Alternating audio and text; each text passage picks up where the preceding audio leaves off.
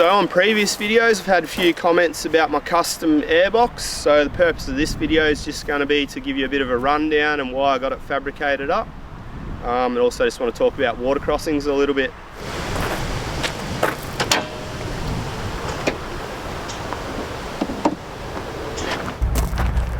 About 10 years ago, on a lap of Australia, we're up at Cape York at the old telegraph track, and we learned a couple of pretty valuable lessons with water crossings up there. They've got a particularly deep one called Nolan's Brook, which catches quite a lot of people out.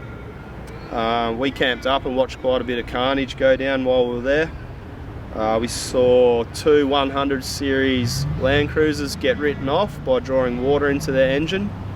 Both of those vehicles had snorkels, and both of those snorkels weren't sealed correctly. So yeah, that's just a great lesson that we learnt, just to make sure that all the joins on the way to your snorkel are 100% watertight, otherwise it could cost you your engine. So I had Mick Waters Fabrication out of my hometown Bunbury fabricate up this custom stainless steel airbox. It's cost me around $550–600. And in my opinion it's been a great investment, just giving me peace of mind knowing that my snorkel's sealed properly.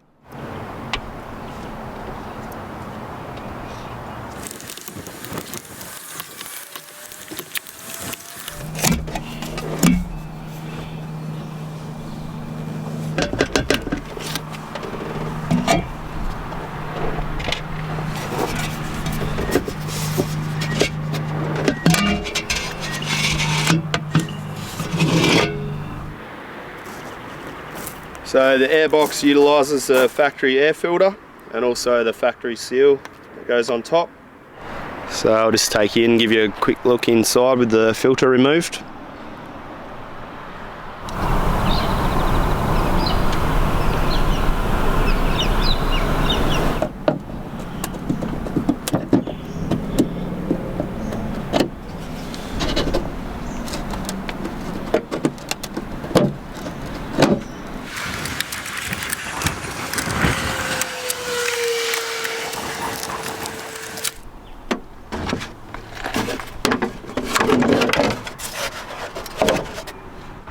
So the original factory piping that used to run to the snorkel used to come past the battery.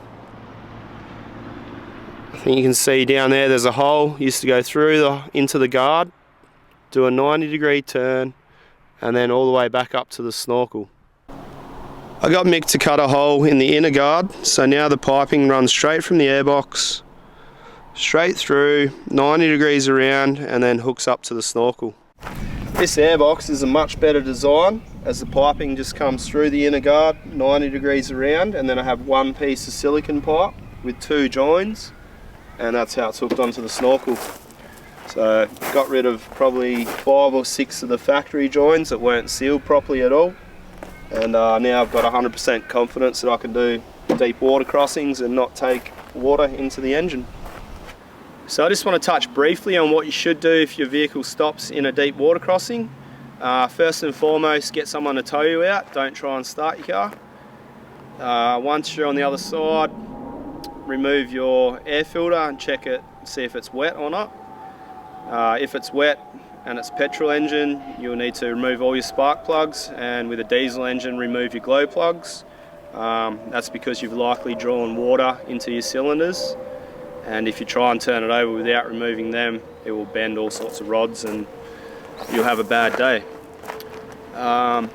So yeah, once you've got your spark plugs or glow plugs removed, crank your vehicle over, give it quite a good cranking over to get any water that's in the cylinders out. And then you need to mop up all the water obviously that's in your airbox and put in a dry air filter, or wait for your air filter to dry. And then you'll be safe to start the vehicle. So once you've done all that and you've got a petrol vehicle, if it still doesn't start, there's a fair chance that there's water in your ignition system somewhere.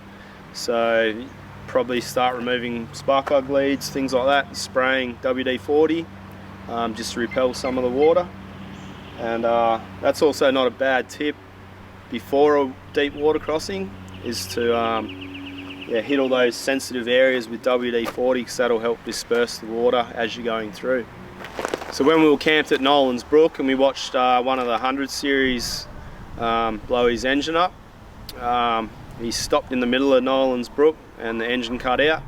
So I got my car backed down, told him not to try and start it, hooked the snatch up and towed him out. And when he got to the other side, he didn't listen. He tried to start the car and hydraulicked it. So it was a pretty stupid mistake. I don't know why he did it.